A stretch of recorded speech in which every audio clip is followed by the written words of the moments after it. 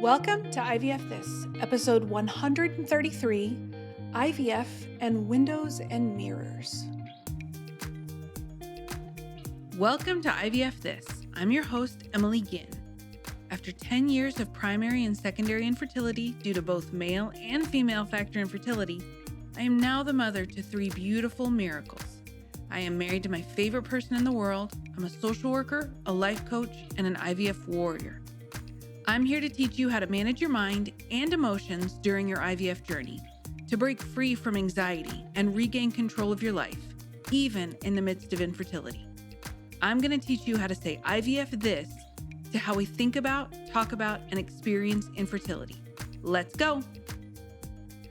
Hello, my beautiful friends. I hope you are all doing so well today.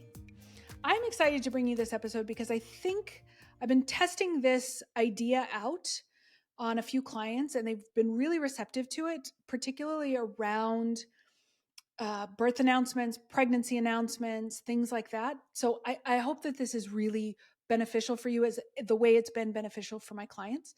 I do want to pause for just a second and remind everybody that I'm still doing the Take Back Your Life calls. 50 minutes, we get to combine a consultation call and the free mini session coaching calls that I used to do. I've kind of combined them so that you get the best of both worlds, because I found that for the mini session, because it was pretty time specific, 30 minutes, and it takes a little bit to get some information and to get some traction, that we weren't really having a good quality conversation about what it would be like to work together.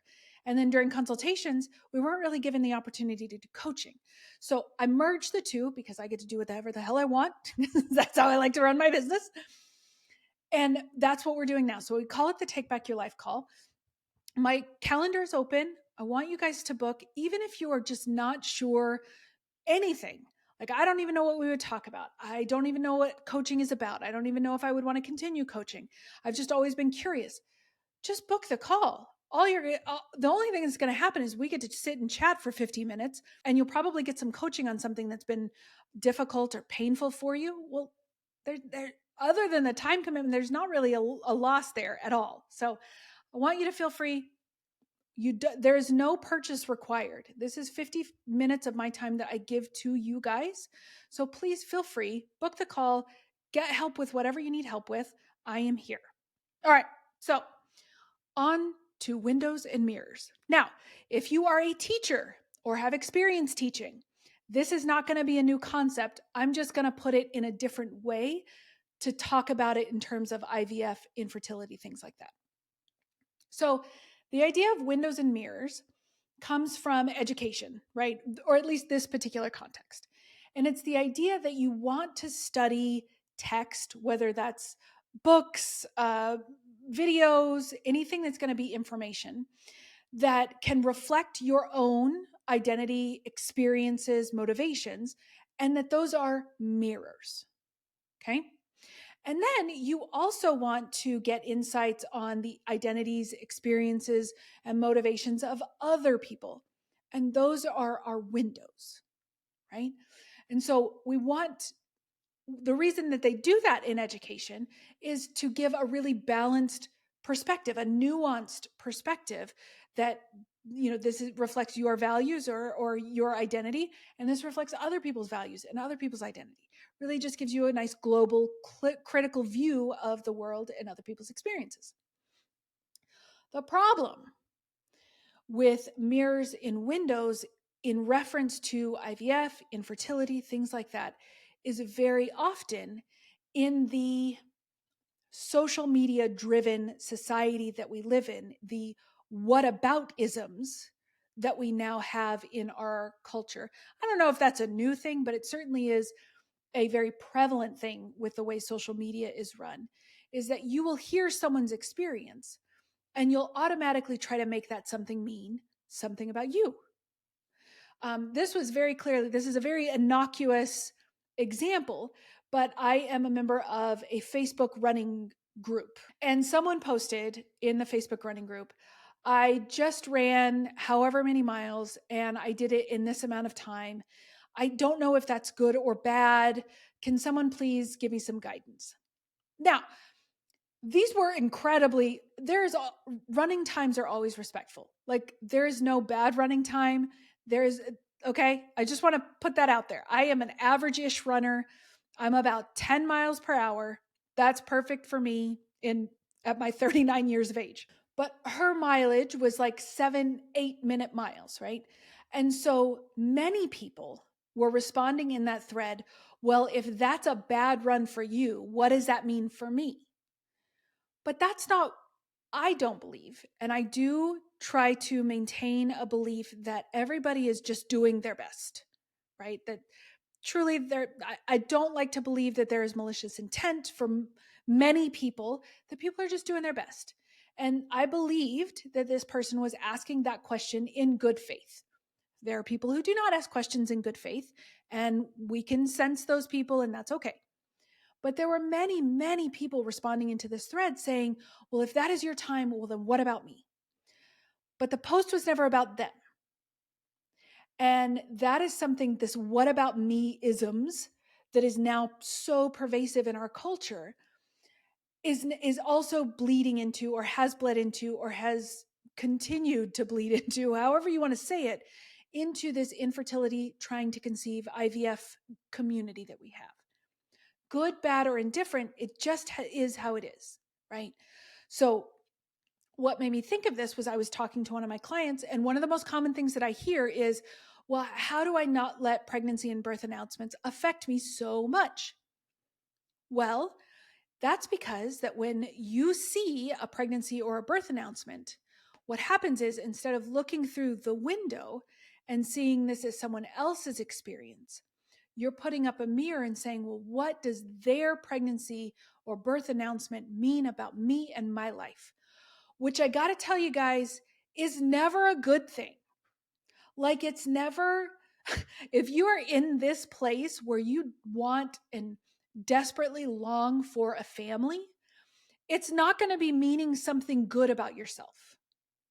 It's usually going to mean something horrible like, I'm worthless, I don't deserve this, maybe even getting angry at the other person, like they don't deserve this, or why do they get it and I don't, right? Which you're not really angry with them, you may be, but generally speaking, you're not really angry with that person. You just want what they're experiencing. You want that experience for yourself. Not that you think it should be taken away from them. That's a very different thing. So please release your guilt if that is you. You do not wish bad upon them. You just want that experience too. So I wanted to bring this to your attention. Again, everything that I offer is cafeteria style. If this works for you, if it resonates for you, if it makes sense to you, wonderful. If it doesn't, that's fabulous too. I got 133 episodes you can watch or listen to, whatever you want to do. Okay. But if you can understand that what you're doing is making something about you that has nothing to do with you, if you understand that you're using a mirror and that what is being reflected back to you are the worst things that you believe about yourself in your life, that's when you get to choose. Is that how I want to view myself in my life? I got to tell you guys, those first few years that we went through that we were on our infertility journey, I made everything mean something horrible about myself. Like, I don't think that people can be truly mean to me anymore after all of the shit that I have said to myself. Like, you cannot inflict as much damage on me as I have done to myself and have healed from over the last, decade plus. Because every time I saw a birth announcement, every time I saw a pregnancy announcement, and I was in my mid to late 20s, early 30s.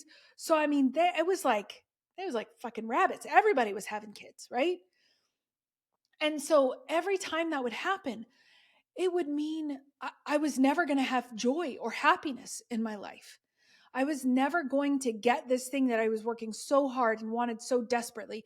And so clearly I was a failure. Clearly there was a reason that this wasn't happening, right? I was being punished for something that I did in a past life, or that I did in this life, or that my husband did, and I was suffering the consequences. Like the Herculean efforts I went through to try to make it mean something about myself when this person that I went to junior high with was pregnant.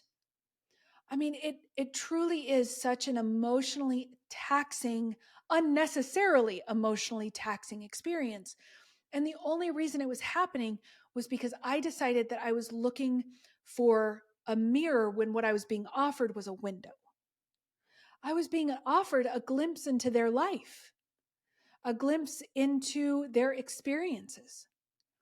It didn't have anything to do with me. It, frankly, was none of my damn business. But I made it mean so much about myself. Horrible, horrible things about myself for no reason. For no reason.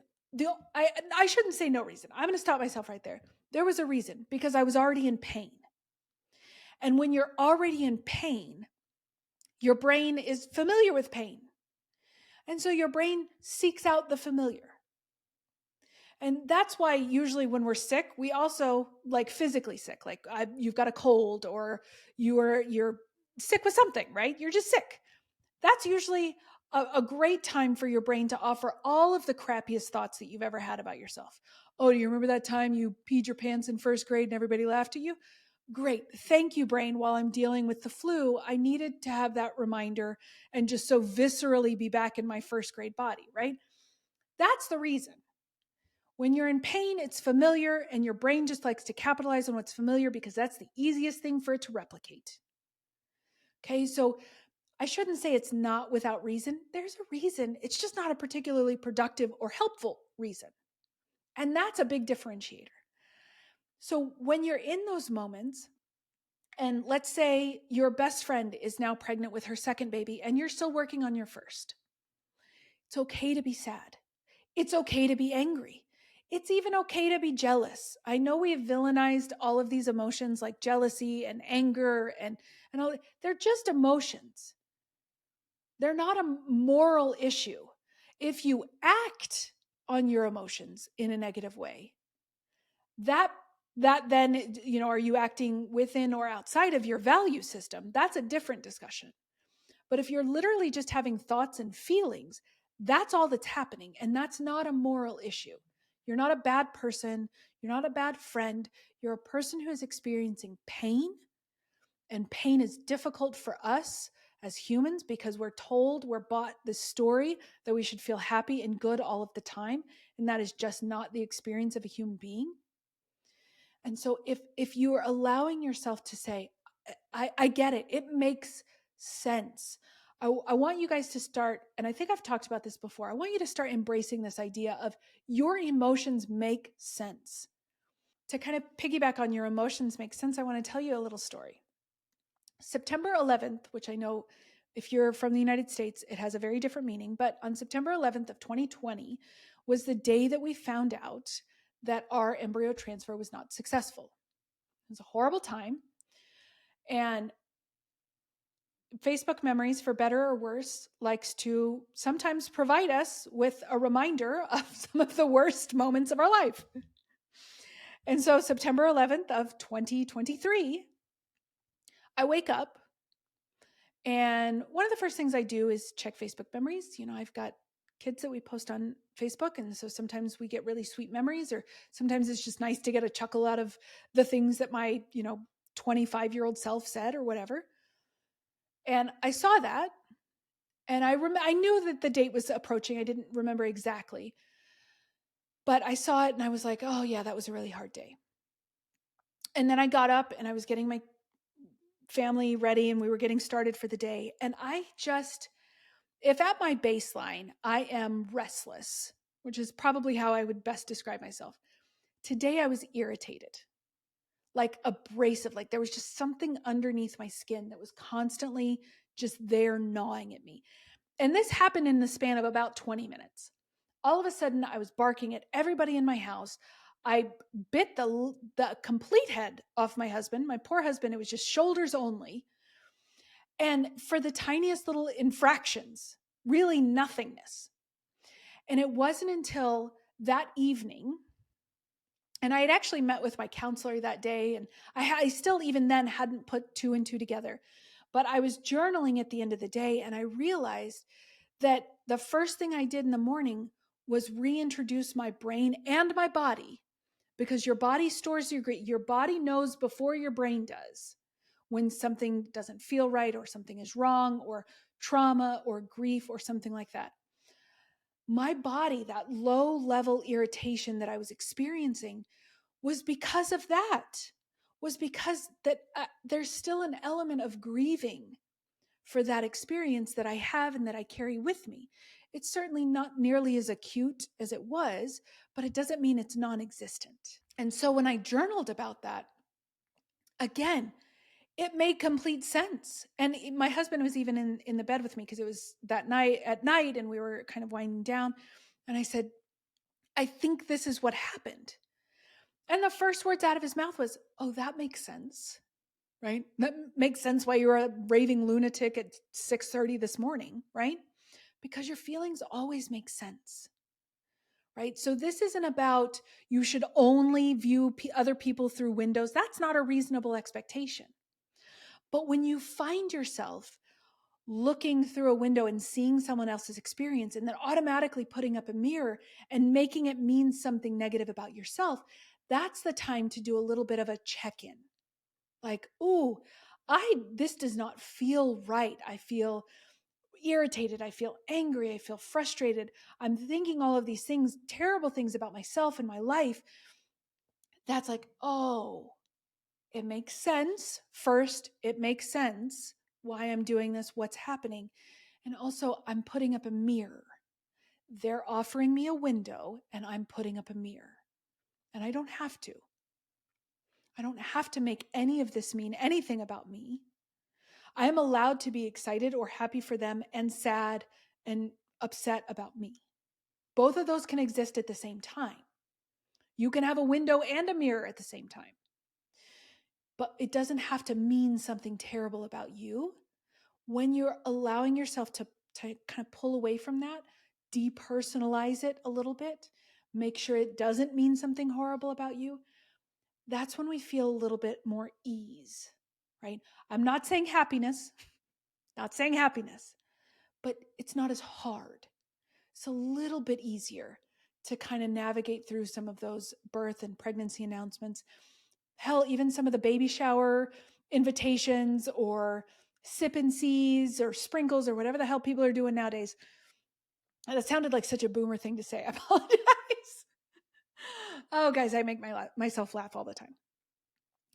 But when we allow ourselves to feel multiple things at the same time, that two things can be true, that you can be happy and excited for your friend and sad and frustrated for your situation, right?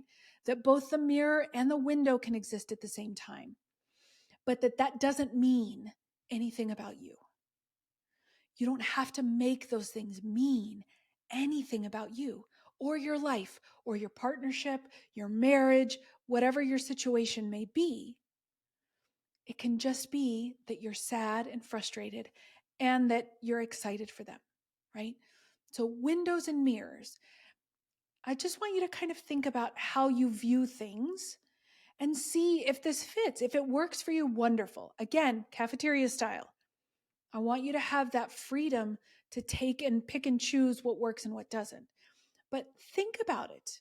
How are you viewing things through windows and mirrors now? Is your coworker who is maybe getting a little bit more applause or admiration from your bosses, is that grating on you? Why? Why is that grating on you? Is it because you're comparing yourself to them? Are you viewing their success as a mirror to your failure? Well, that's something to check in on. Chances are it doesn't have anything to do with us, right? There's a quote that I love. I cannot remember who it's attributed to, but the quote is, "You will worry less about how people think about you when you realize how little they do." And that's not shade to other people. People are just out there living their lives. But there is a social pressure that we place on ourselves because we think about how much other people think about us. But other people really don't think about us that often, or certainly not in the way that we think that they think about us. And so I hope that windows and mirrors can be something that you embrace, something that maybe helps ease some of the pain and certainly ease some of the anger that you have towards yourself or the blame or anything like that. So that is what I have for you today, my friends. I hope you have a beautiful day, beautiful week, and and I'll talk to you soon. Bye-bye. Thank you for listening to this week's episode of IVF This. If you like what you've heard, click subscribe and follow to make sure you don't miss an episode. And if you want to learn more, head over to www.ivfthiscoaching.com to learn how to work together.